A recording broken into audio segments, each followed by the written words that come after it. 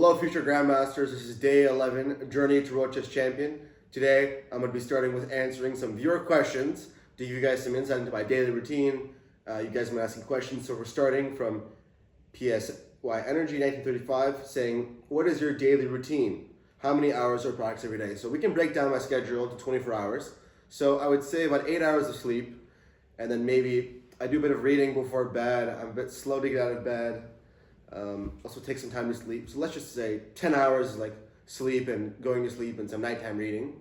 Obviously chess reading, of course. I would say another hour and a half to 2 hours is spent at the gym, going to and from the gym, and then the time there, let's say 2 hours. So that's already 12. And then I'd say that I don't really eat out much. I sort of stay inside eating. So maybe an hour of my day spent eating, but I'm always doing chess stuff while eating. So we'll consider that training. Then I'd say at least, so then I have like 11 hours left. I would say at least like 8 to 10 of those hours are purely chess. Maybe like an hour a day on the YouTube stuff. Sometimes I might not do like chess training, but I'll be following chess tournaments. So obviously if there's a tournament going on, I'll be following it really closely, which is still training, if you're watching. So that's sort of the schedule, but yeah, definitely I would say 8 to 10 of chess training, working on my openings, working on my calculation, reading the books that you see here. I was just reading this book again. It's like 700 pages. I finished it already, but I was going through some things. I was just reading it. I was more curious about, the FBI surveillance on Bobby Fischer. If you guys didn't know, the FBI, thought that Fischer's mother was a KGB agent. And I was reading about his trip to Mexico City with his mother, where she was allegedly meeting up with her ex-husband, who was a member of the Chilean Communist Party. So really fascinating stuff. Needs some inspiration from Fischer on how to overcome great barriers. And then, okay, the next question is, do you ever worry that idolizing Fischer could end in madness? Well, I think that, considering everything that's written about Fischer, I think that I obviously idolize him as a chess player, and as a person, what he's been able to achieve is amazing. What he's able to overcome was amazing. So obviously there are certain things that people could have defined as madness, but as a chess player and the way that he changed the world is certainly something to admire. Next question is from Jason.Inthius. And by the way, ask these questions. I'm going to try and do this even more. Hans, I like your passion for chess, and I already know that you'll become a world chess champion one day. What years you predict you'll win the World Chess Championship? I think you'll win in 2025, 2028, and or 2023, because both Bobby Fischer and Paul Morphy won when they were in their 20s. From what I little know about them, in my opinion, you match the level of passion of other similar. So, in terms of the World Championship, obviously every year we have the World Rapid and Blitz Championship, which is every year there's 2 opportunities, and considering that FIDE, runs the World Championship, and FIDE sort of obviously mismanagement of the World Championship, and not to go into more details, but the Classical World Championship, of course, has a lot of history behind it, but it is quite rife with controversy. So I would say that I think that in the next 2 World Rapid and Blitz Championships, I think that I can win either the World Rapid and Blitz in the next 2 years, at worst the next 3 years, because based on my experiences, and my level that I've shown in Blitz and Rapid, and how I see others performing. Like, for example, I had a training camp where I played a Blitz match against someone who was always at the sort of top of Rapid and Blitz, someone who actually has been silver twice. And when I played a match against them, it was completely dominant. So my level is quite high, but it's sort of need the experience and the right catalysts and the right environment to reach that level of consistency. Okay, the next question, I think there's one more. In your opinion, what percentage of chess is psychological and what percentage is rational? How should these be utilized against the opponent? Well, yeah, I think that since everyone is so good, I think that there's obviously a massive psychological element in classical chess, because there's such a sort of high margin for error, because you're sort of protected by this sort of tree of opening, this opening web that can let you navigate things quite just pure memorization. So I would say psychology is a very important factor. I also think that especially in Rapid and Blitz, I think psychology becomes a larger factor once you play a larger amount of games. So, for example, I think that if chess were to be in a knockout format, it's really sort of peak, competition. That's where psychology and your endurance and all these things come into play. So I hope you guys enjoyed this insight into my daily routine and my goals and what I expect to achieve.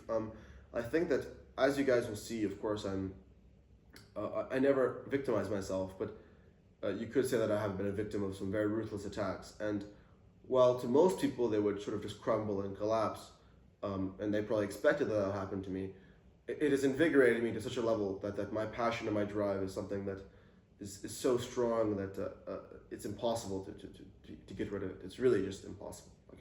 There will never be a world where I would ever quit or give up or not give everything to the game or be discouraged. It's just impossible, right? Because once you realize in your head that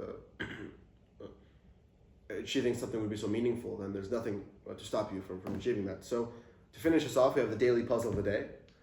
Maybe some of you have been staring at the position while I've been speaking. This is a puzzle actually from the Gelfand book, and it's white to move and white to move and win. So you guys can pause the video, you comment the answer in the comments to see if you can get the solution right. After this, I'm going to be going into some of my games. I think I really love the feedback from you guys, what format you like. I can't wait. In 1 week, I'm going to Tunisia. So there, before and after the hotel room. Then I'm also going to do some mini vlogs showing my routine, like how I prepare for the games, like what type of water I drink during the games, what snacks I bring, all this sort of little stuff. And I'm really just looking forward to getting back to playing as much chess as I can, doing what I love, and breaking into the top of chess. So we're going to go into some more games on the computer, but would love some feedback in the comments. Would love you like, comment, subscribe. Check out my other social media channels, posting shorter versions of Instagram, and if you guys want to check that out. So thank you guys, and to all my future grandmasters, let's continue on this journey. I hope you guys enjoyed the intro for day 11. As I mentioned at the end, we're going to be showing 2 critical moments from a recent game I played against Daniel Naroditsky and a recent game I played against Donkey, which I think, I guess we'll just call him Donkey. So yes, these 2 games. So we're going to start with a position here. So a lot of times in chess, as humans, it's very difficult for us to navigate certain things, complex positions, especially in blitz. So we often have to, simplify things. So I wanted to show this position, and in my opinion, if you find the right sequence here, the game is positionally over, or at least there has been a seismic shift in momentum to where you can quite confidently win the game. So let's just sort of digest the position. So obviously we're not going to take because of check, and we have to lose our queen. So always threatening to take, and maybe rook g1 some attacking. So we need to sort of think. So the best move is I should play takes, but then you're sort of thinking, well, but then they take and then get the tempo. But now you have queen e4, queen d5, and you're actually forcing the queens up. Like you might think, when I can just block, and I can bring the knight back. Rook comes in, and actually I can even take this because you can't take because it's pinned, and I just want it for your pawn. So then you sort of have to take, and I take. And now it's really important to sort of understand patterns. So always this knight is amazing. The bishop is completely dominated. We have weakness on a3. If only my pawn was on a4, then I could have total domination. And well, I immediately recognized the opportunity to just go for the endgame, and structurally he's lost. For example, let's say you make a trade. It's a very step-by-step process. Okay, first I go f6. Then I go h5. I secure my position. Then I have the f5 weakness. So first of all, I can use the fact that the rooks cannot be traded, because then this pawn will be easy to win, to create some positional control. Then I reroute the knight to win the pawn. Once I reroute the pawn, I reroute the knight all the way back. And then when the knight come back, I push my pawn, I get control, and then slowly but surely I improve my position as the bishop stuff. This is sort of just things that you need to know, these types of ideas, and these, it's not like to know, but to understand, So if you play takes, you try to get, you know, obviously this, but this is just very bad. I get, obviously you don't want to go e4, now the pawn goes to d4. Bishop is dead. So I get a4. Again, I'm just, everything's controlled, right? There's no c3, there's no everything. So I just slowly. Now, actually, it's just going to be checkmate. You can go back, but I can check. Just game over. So this is another moment from a Bliss game. So here, this is actually a bit of a calculation exercise. So obviously in this position, I'm threatening to play rook takes f4. I'm also threatening to play pawn takes f4. And obviously, you don't really want to play rook f3. It's a bit passive. I thought that I could play queen g7 here. Maybe rook h2. I don't know. I don't know what the best move is. I guess I can check. Okay, you just play gf. Okay, rook h1. And I guess the queen's coming. Okay, it's still equal. But obviously, the simplest way to sort of play takes. The point being that after takes,